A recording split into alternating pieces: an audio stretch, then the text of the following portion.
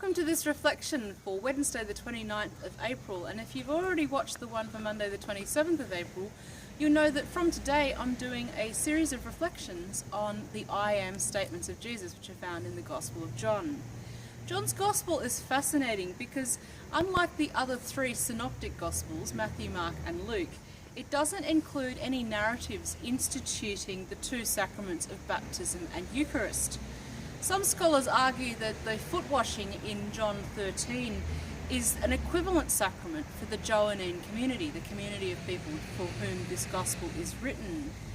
Others take a different tack, suggesting that in line with the contemplative and sometimes mystical bent, and we think that may come from a Gnostic influence in the Gospel of John, the institution narrative is replaced in John 6 by the so-called Bread of Life discourse. It's a uniquely Johannine interpretation of the feeding of the 5,000, a story which is also included in Matthew, Mark and Luke, but to very differing effects.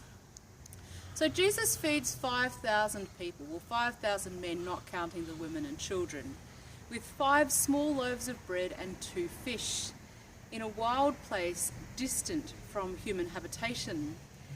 The Passover is near, we're told at the beginning of this story, a clear indication that we're to interpret this sign that Jesus did in the light of that event and that festival. It evokes the imagery of Moses leading the people through the wilderness and of God's provision for the people by providing manna for them, bread from heaven in the wilderness all through their journey. These links are made more overt in Jesus' commentary later on in the chapter. So the people are told to sit down on the grass. Jesus gives thanks and breaks the bread and divides up the fish, and when everyone's fed, he instructs his disciples to go and collect up the baskets of the leftovers. And when they do that, they find they have 12 baskets full. A miraculous multiplication? Was it a miraculous change of heart in the people which made them share what they had already had with them? We'll leave those questions aside because they're not the point for John.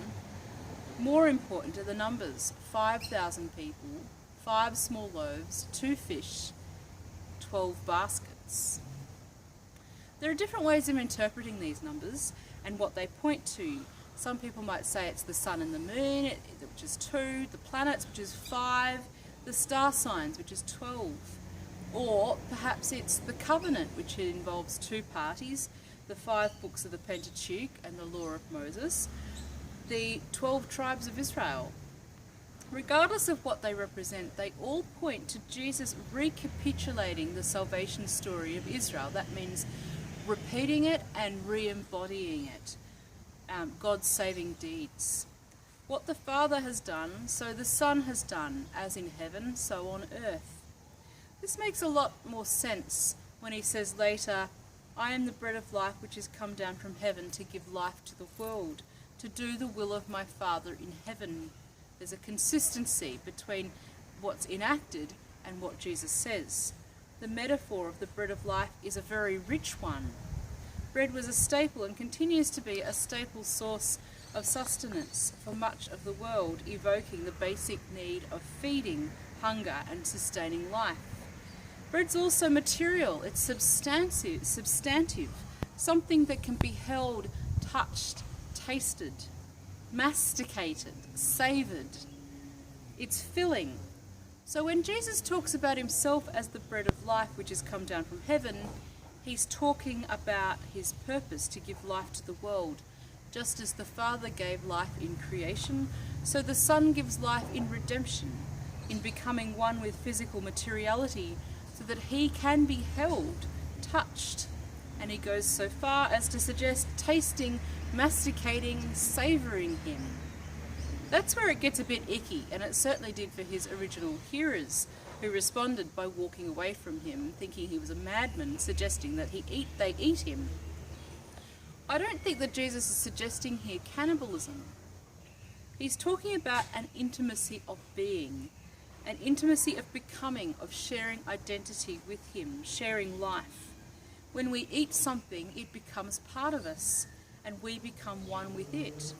When we receive Jesus, the bread of life, he becomes part of us, and we become one with him, and this is how he gives life to the world. Along with that goes the idea of tasting the sweetness of his presence, chewing over the commandments, the words that he gives to his disciples, to love one another, to abide in him, and savouring the one who is Saviour of all. It's an image which invites us to partake and to delight in being with Jesus. In this Easter season, following the story of the disciples heading to Emmaus, we declare that they and we know the risen Lord in the breaking of the bread. And I pray that this day and every day, each one of us may know him as the bread of life, his presence in our hearts and lives, dependable and life-giving. Peace be with you this day.